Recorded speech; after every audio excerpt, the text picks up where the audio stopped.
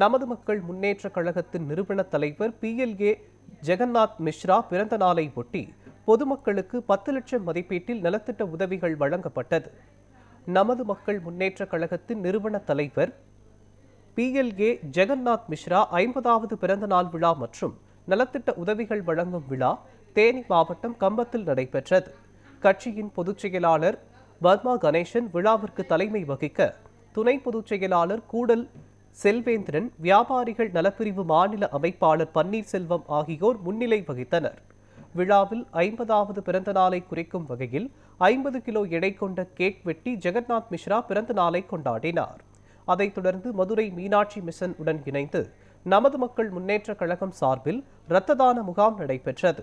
உத்தமபாளையம், தேவாரம் உள்ளிட்ட இடங்களில் கிரிக்கெட் வீரர்களுக்கு உபகரணங்கள் வழங்கப்பட்டது.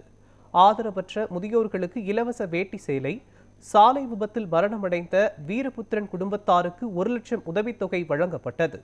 மாற்றுத்திறனாளிகளுக்கு அரிசி, ஏழை மாணவர்களுக்கு இலவச மடிக்கணினி உள்ளிட்ட நலத்திட்ட உதவிகள் சுமார் 10 லட்சம் மதிப்பீட்டில் வழங்கப்பட்டது. பிறந்தநாள் விழாவில் கலந்து கொண்ட 5000த்திற்கும் மேற்பட்டோருக்கு உணவு வழங்கி உபசரிக்கப்பட்டது.